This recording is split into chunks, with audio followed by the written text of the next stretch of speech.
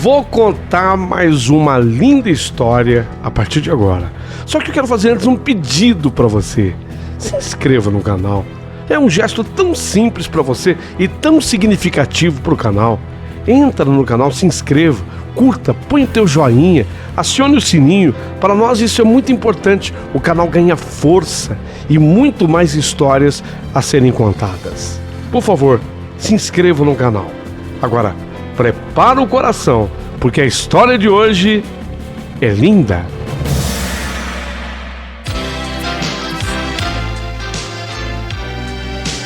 Rádio Emoção. Paulinho, boa pessoa. A verdade de cada um.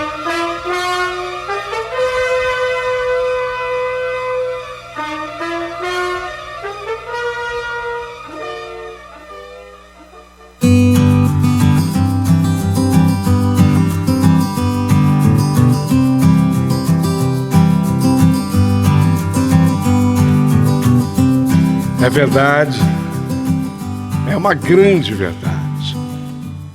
Afinal de contas, o que não se faz por um filho? Por um filho se faz tudo. É verdade, se faz tudo por um filho. Eu estava matutando, pensando a respeito disso, sabe, meu amigo Paulinho Boa Pessoa? E é por isso que eu tenho certeza que essa história vai de encontro ao coração de tanta gente que um dia precisou fazer algo ainda maior, algo a mais pelo seu filho. Então preste atenção, porque a história que eu tenho para contar, talvez, eu não tenho esta pretensão, mas talvez ela ajude a mudar a vida de muita gente. E vou dizer uma coisa, vai mudar no sentido de melhorar a vida das pessoas. Isso é que é importante. Vamos então à história.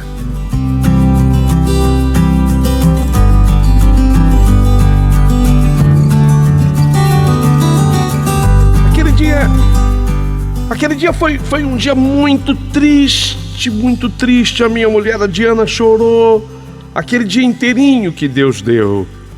Afinal, nós tínhamos saído de casa às 4 horas da manhã. 4 da manhã.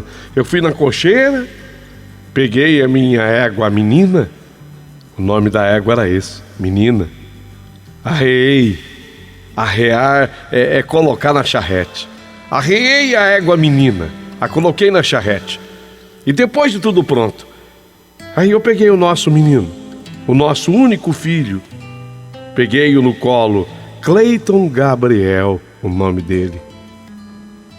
Eu escolhi o Cleiton e a minha mulher escolheu o Gabriel. Ficou bonito, não ficou, Paulinho? Cleiton Gabriel. Eu achei bonito. Sinceramente, eu achei bonito. Esperei então a Diana se acomodar no assento da charrete, passei o menino para o colo dela e rumamos para a cidade. Dava 15 quilômetros, era uma puxada e tanto para nossa égua menina. Mas eita, animal bom no mundo, ô égua, que a tudo encarava. Já com o dia claro, nós chegamos à cidade e fomos direto ao consultório da doutora Amélia. Médica boa tá ali. Ela vinha da capital a cada 20, 30 dias para atender na nossa pequena cidade. Não fazia isso por dinheiro, não. Não era por grana que ela fazia isso, não. Era dedicação pura. Dedicação à vida de seres humanos que o destino havia colocado naquele meio de mato. Doutora Amélia era cardiologista, especialista em coração. E ela tinha um coração. Ela tinha um coração que não tinha tamanho. Foi ela que descobriu que Cleiton Gabriel havia nascido com um problema congênito no coração. O nosso filho, o nosso menino. E o problema era grave. Naquela consulta que fazíamos naquele dia, ela nos diria se a cirurgia seria mesmo necessária. Eu e Diana tínhamos rezado, pedido muito a Deus que não carecesse da operação. Mas há muitos mistérios ocultos neste mundo de meu Deus, e apesar das orações feitas com fé, a doutora Amélia falou que o problema tinha progredido, tinha se agravado, e só com cirurgia salvaríamos a vida de nosso menino, que tinha tão somente 2 aninhos. Quando ela deu essa notícia, as lágrimas debulharam das vistas de Diana. Eu fiz de duro para não chorar, mas quando eu vi que não ia ter jeito, que eu ia chorar, eu corri lá para fora com a desculpa de olhar como estava a charrete com a égua menina. E foi passando a mão no pelo da menina, a égua, que eu chorei tudo o que eu tinha para chorar. Ao tempo em que conversava com ela, mesmo sabedor que jamais teria resposta, eu falava: menina, minha égua, nosso menino vai precisar mesmo de ser operado. Cirurgia difícil, dura, no coração. Já pensou, menina? Mexer no coração. Tô com medo. Tô com muito medo, menina, de perder o meu menino.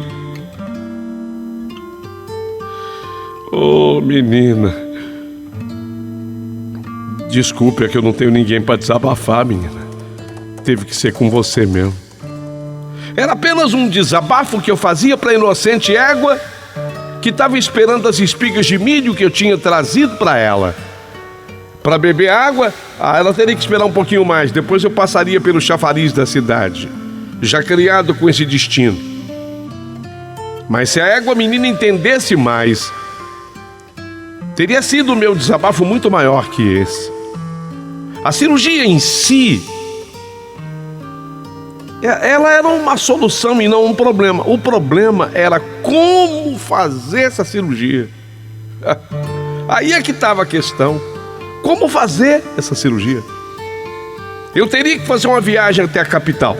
E essa viagem não poderia ser feita de ônibus, não. Distância muito grande, e nem de trem. Pela distância teria que ser feita de avião. E como conseguir dinheiro para essas passagens? Outra coisa, e até mais importante, a cirurgia tinha um custo. Doutora Amélia, ela tinha conseguido que pagássemos apenas os custos do material da cirurgia, o que representava uma grande economia, mais de 90%. Mas não tínhamos um tostão. E como arranjar o dinheiro? 4 cirurgiões iriam participar da intervenção, sem contar anestesista, equipe de apoio. E tudo isso nós não pagaríamos, mas o custo de material, centro cirúrgico, internação, tinha custo. E isso para nós já custava o que não tínhamos, portanto era o olho da cara. Não estou nem discutindo se caro ou barato, mas não tinha o dinheiro. Era o dinheiro que eu e Diana não tínhamos nem em sonho. Esse que era o drama. Como é que a gente ia resolver isso, essa questão? Na época havia o INPS, mas a espera para esse tipo de cirurgia superava 1 ano, e o nosso Cleiton Gabriel não tinha mais esse tempo para esperar, não. Não tinha mais esse tempo. Foi em função disso que a médica conseguiu, depois de seguidas reuniões com os cirurgiões, convencê-los da não cobrança pelo trabalho médico. E depois de eu ter chorado junto à égua menina, eu voltei para dentro do consultório e Diana ainda conversava com a doutora Amélia, que tinha muita pressa para que tudo ocorresse o mais rápido possível. Olha, gente, eu estou comunicando a vocês com pesar no coração, para a segurança do Cleiton Gabriel, para a segurança do meu paciente. Isso não pode chegar a 1 mês, não, hein? Se passar de 1 mês, então nem pensar. Tem que ser rápido. Vocês precisam dar um jeito rápido. O que eu podia fazer, eu fiz. O que eu podia fazer, eu fiz. Ela tinha razão. A doutora tinha razão. Nós agradecemos a doutora. Pegamos o nosso menino, montamos na charrete, passamos na Praça do Chafariz, sentamos debaixo daquele tamarindeiro, uma árvore frondosa que dava uma sombra gostosa. Eu estendi no chão a lona, um encerado, para que a gente fizesse ali a nossa refeição. Enquanto que a menina tomava sua água no chafariz, a égua aproveitou, fez xixi. Eu e Diana comemos da comida que trouxemos de casa: arroz, feijão, ovo frito, farinha e uns pedaços de frango. Enquanto comíamos, eu e ela olhávamos o nosso filho brincando em cima da lona, com aquela inocência, o bichinho tão inocente brincando, sem nunca ele poder imaginar o que teríamos que enfrentar pela frente. Uma verdadeira guerra. Espera aí, menino. Tá com pressa? Já descansou, é? Foi nessa hora que o nosso menino olhou para nossa égua e riu. Pobre também tem essas vantagens. A gente se distrai e se diverte com pouca coisa. Às vezes o relincho de uma égua, numa hora assim que você está conversando, te provoca esse tipo de riso.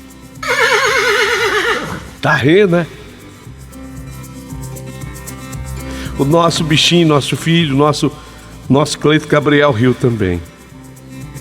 Ria, e conforme ele ria, doía meu coração, porque ele não fazia ideia das batalhas que teríamos pela frente. Diana, com sentimentos de culpa, me questionava: ô Genival, você não acha que nós somos uns culpados por termos nos casado sendo primos? O que ela falava tinha lógica, mas tudo já tinha acontecido e não ia resolver apontar culpados naquela hora. Precisávamos de uma solução, e a solução parecia distante. Respondi com carinho para ela, porque nós já estávamos machucados demais.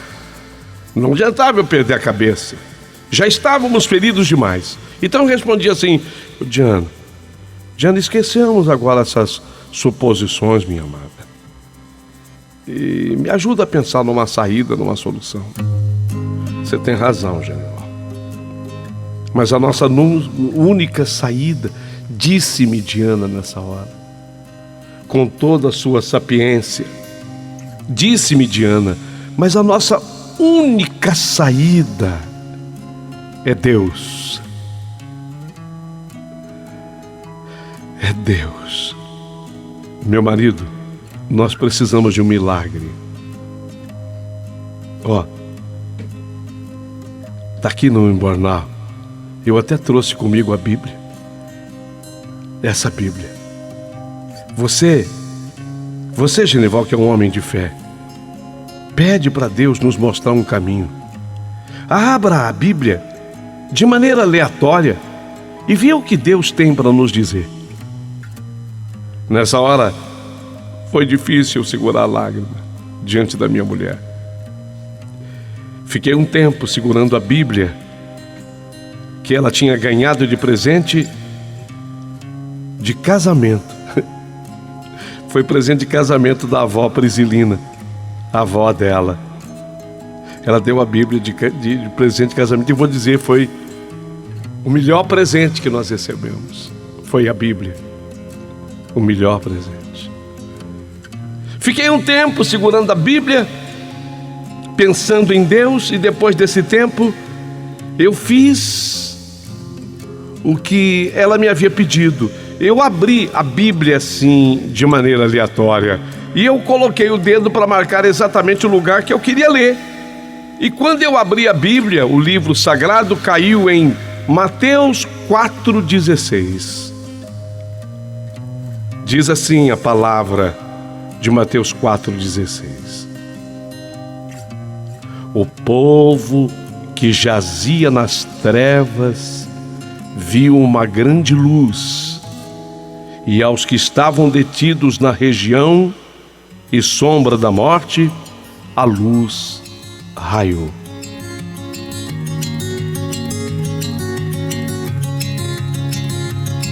Li, reli, eu nem sei por quantas vezes eu fiz isso, eu estava muito nervoso. Sujeito burro sou eu. Às vezes a gente lê o que está escrito na Bíblia, mas não consegue interpretar, entender. Eu pedi uma ajuda para Diana, minha mulher. Ô Diana, como é que você entendeu essa palavra? Lê de novo aí, Genival. O povo que jazia nas trevas viu uma grande luz, e aos que estavam detidos na região e sombra da morte, a luz raiou. Como é que você entende? Genival, entendi o que tem que ser entendido. Mas o que é que você entendeu? Entendi que haverá uma grande luz para nos ajudar. Uma grande luz? Que luz? Que luz é essa? A luz da vida. Você está me enrolando. Não estou te enrolando, não. O que é a luz da vida? É Jesus.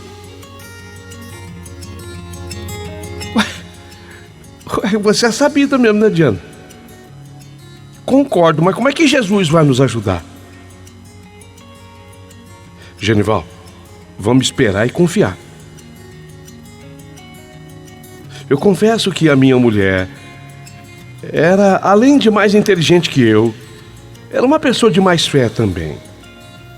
Eu fiquei pensando no que havia lido na Bíblia. Fiquei pensando em luz. Meu Deus, mas que luz! Que luz! Virava e mexia. Eu pedia para Diana: ô Diana, relê para mim.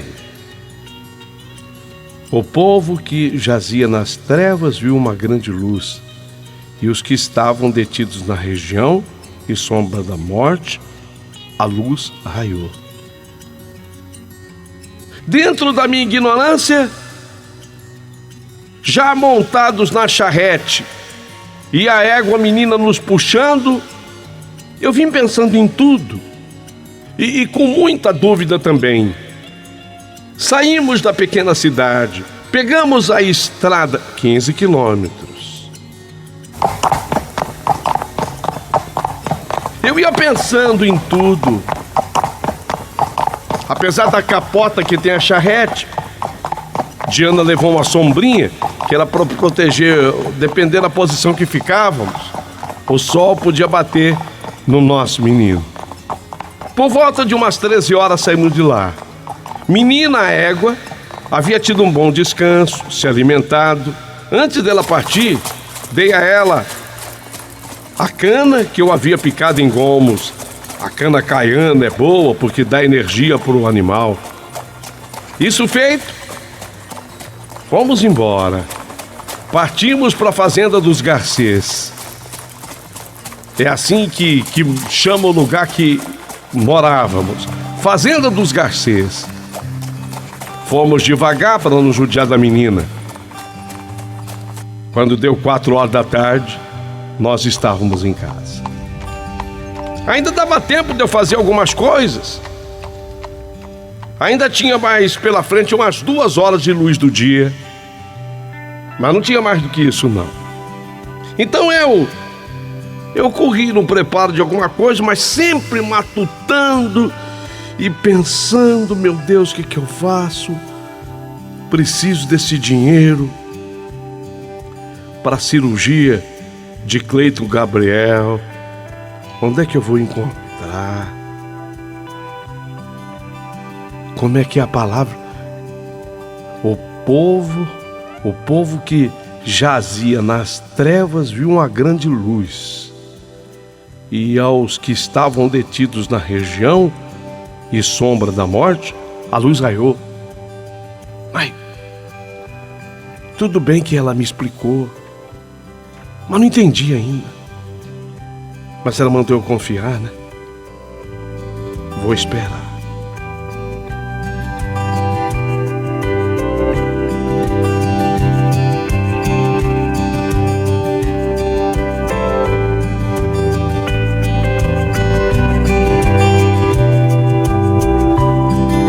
A tarde foi avançando, a tarde foi virando noite, foi dando aquele escurinho, ainda indefinido. Daí a pouquinho, a noite caiu na fazenda. Virou tudo um breu. E tudo isso eu não sabia que estava acontecendo, mas eu passo a narrar agora o que estava acontecendo. Já tinha coruja, piá, as aves noturnas. Enquanto tudo isso acontecendo, eu ainda mexendo ali, matutando na fazenda, tinha alguma coisa acontecendo. E essa alguma coisa estava acontecendo, e eu passo a narrar tudo o que acontecia distante de mim. Doutor Rodrigo era rico, era dono daquilo tudo. Tudo bem, ele era da família dos Garcês, tinha herdado aquelas terras. O homem vivia numa capital importante, tão rico que ele tinha avião dele particular. Tá pensando que o homem era besta, que dependia de alguém para pilotar aquele bicho de prata? Nada, ele era o piloto.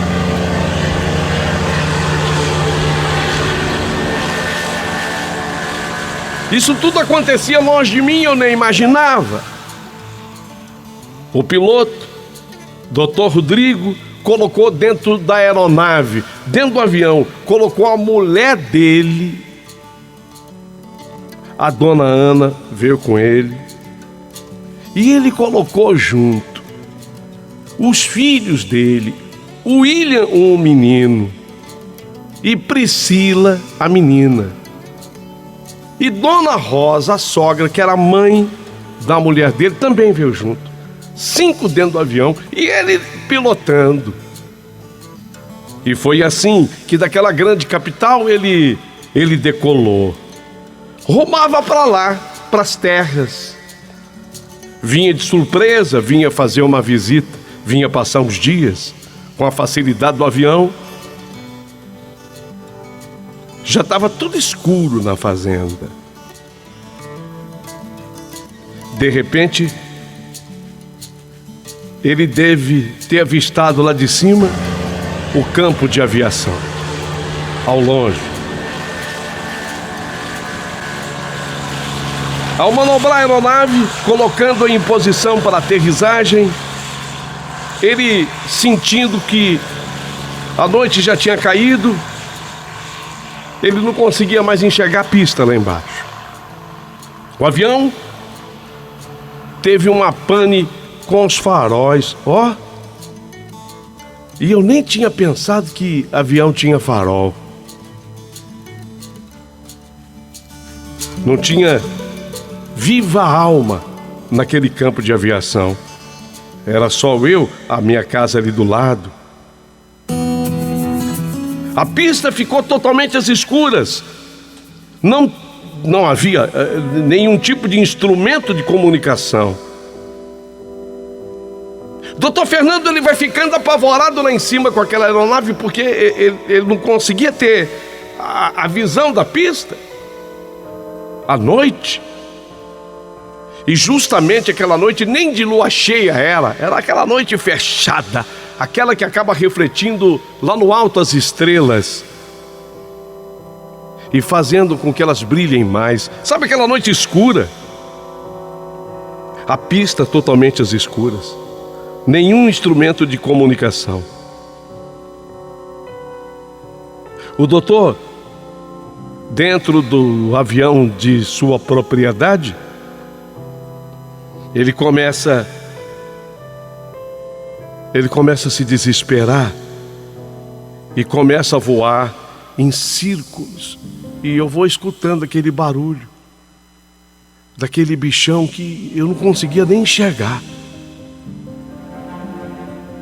porque deu pane na parte de iluminação do avião.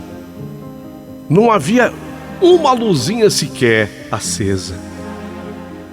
E eu não imaginava o sufoco em que estava o Dr. Rodrigo. Ele ia voando em círculos, ele ia dando volta em círculos. O desespero dele lá dentro, e eu não sabia. Eu nem sabia quem era, embora eu tivesse imaginado que talvez pudesse ser ele. Só que ele lá em cima, dando volta com aquele avião, o combustível tinha que se esgotar, ó. E na verdade, na medida em que o combustível do avião se esgotava, crescia o pânico para ele.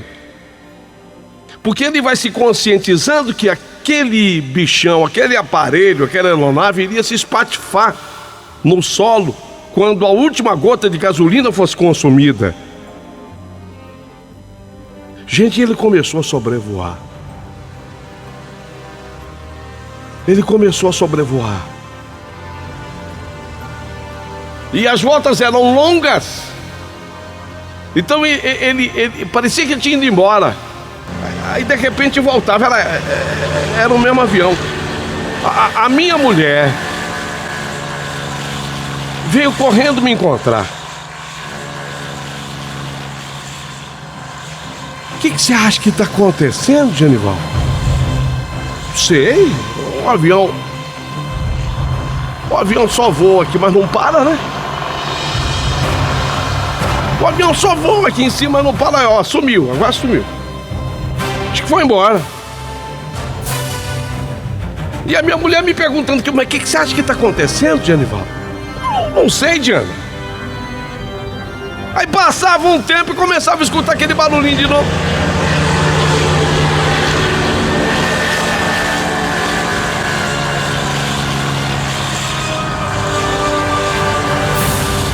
O avião voltou, Genival.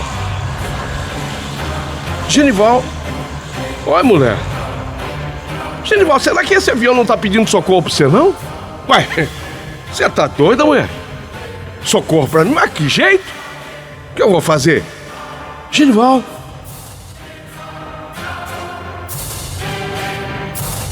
Fala, mulher. Esse avião tá pedindo socorro pra você? Como assim? Mas tá pedindo socorro. Aí, foi embora, agora foi embora. Tá nada, achou aí lugar pra descer. Aí, vai embora. Mas daí a pouquinho...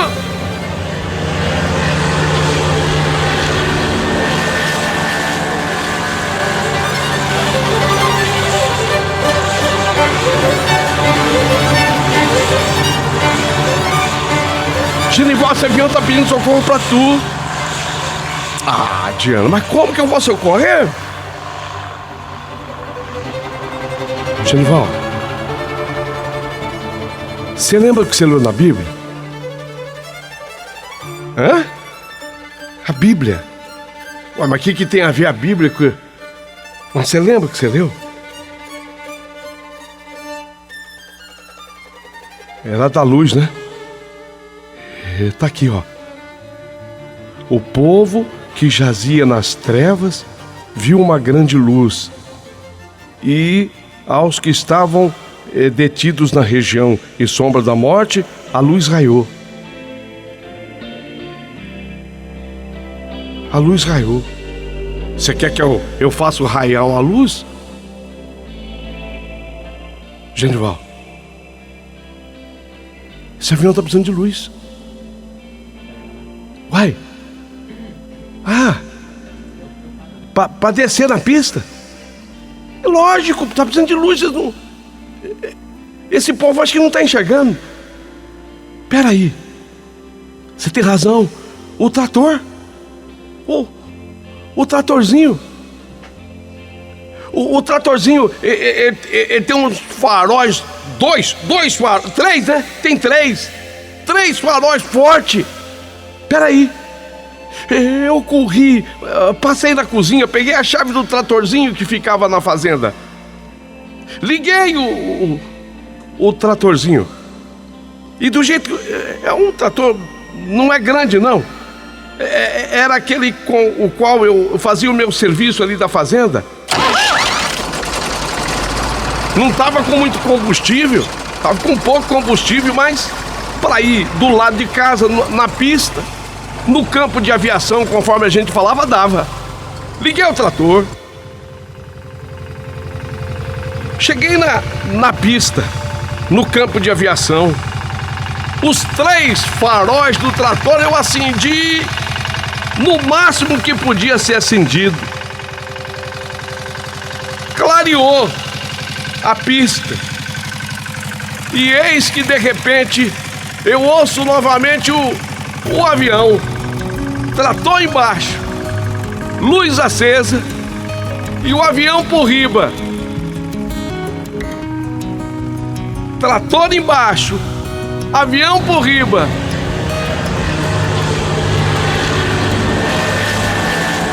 Dessa vez o avião fez diferente. Quando ele viu a luz do trator lá embaixo, o avião ficou em cima da pista. O avião deu volta, mas deu volta em cima da pista. Deu mais ou menos umas 3, 4 voltas, mas em cima da pista. Eu entendi, tá havendo uma comunicação entre mim e o piloto lá de riba. Trator embaixo, farol aceso.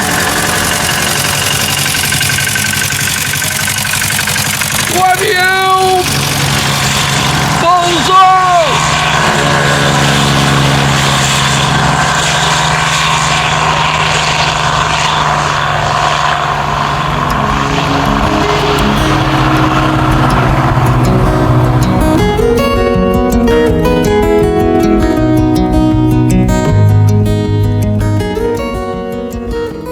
Eu fui com o trator até perto do avião quando ele parou. Aquela hélice estava dando assim a última volta. E a porta do avião abriu. E quando a porta do avião abriu,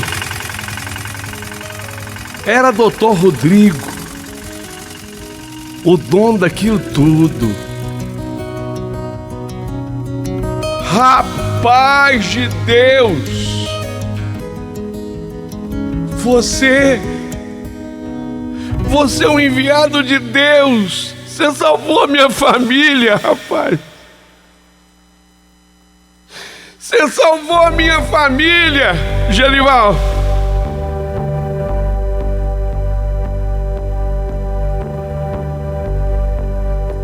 Genival, você salvou a minha família!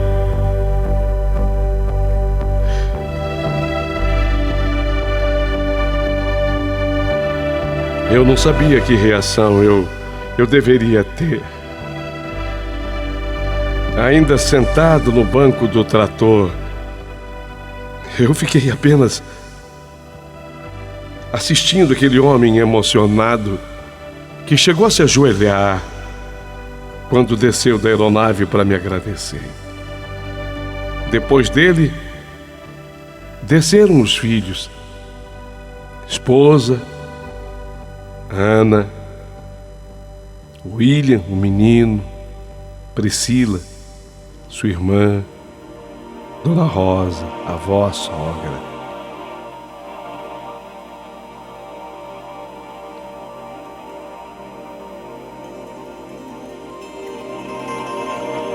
O homem não sabia o que fazer para me agradecer. Choramos todos juntos.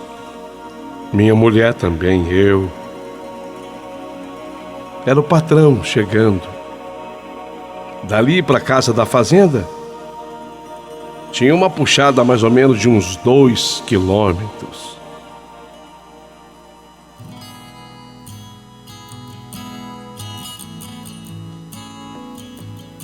Eu engatei a carretinha no trator.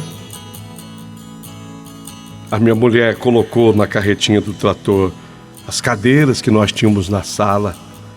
E eles foram sentados e eu fui devagarzinho tocando o trator até a casa da fazenda.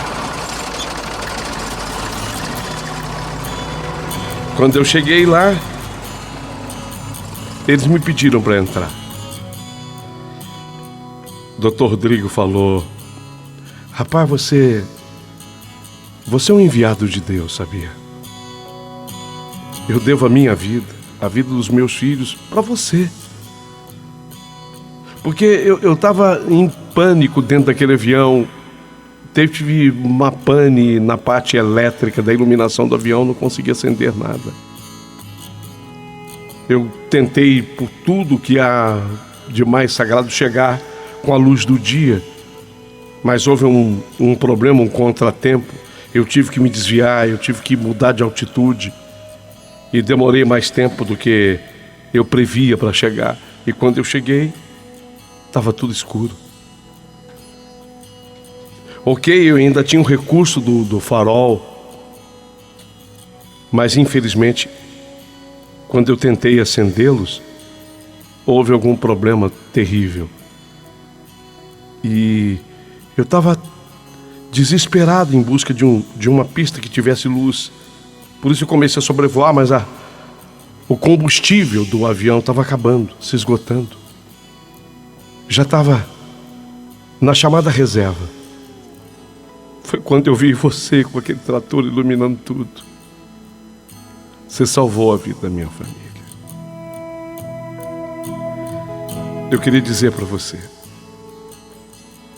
que eu estou te devendo essa pro resto da minha vida.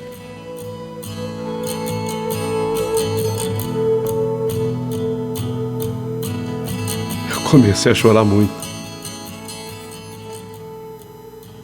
E não era porque eu queria fazer nenhum tipo de jogo, de cobrança.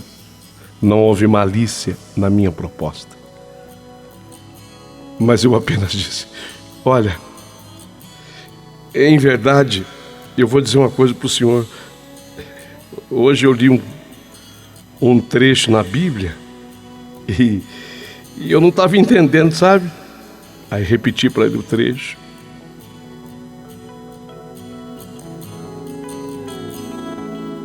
E eu expliquei o motivo pelo qual eu havia lido o trecho.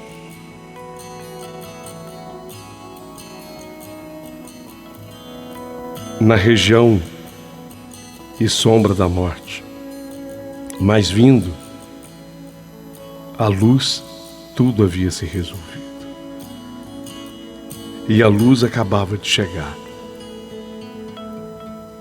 Como diz a Bíblia em Jó, no seu capítulo 8, versículo 12: quem me segue não andará nas trevas, pelo contrário, terá a luz da vida. Quem me segue não andará nas trevas, pelo contrário, terá a luz da vida.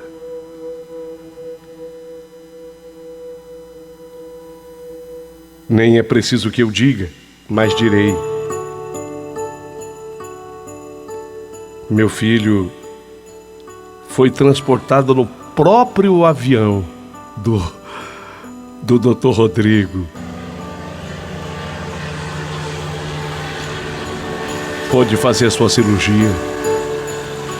Eu não entendo nada de coração, mas eu sei que a comunicação do ventrículo esquerdo com o direito era problemática e mortal. E essa comunicação foi refeita de maneira segura. Tanto que meu menino vive, graças a Deus, e bem, até hoje, quando conta 43 anos de idade. É casado, me deu netas e netos, a mim e a minha esposa. Sou muito grato à família dos Garcês, especialmente na figura do Dr. Rodrigo. Mas se não fosse a sensibilidade da minha esposa, a sensibilidade da minha mulher. Ela entendeu tudo. Eu não tinha entendido nada, mas eu estava ali para executar. Às vezes a gente não entende, mas está ali para executar. Até fica como dica, mesmo que você não tenha entendido, mas se está ali para executar, faça, vai dar certo. Era essa história que eu tinha hoje para lhe contar. Eu espero muitos comentários a partir de agora.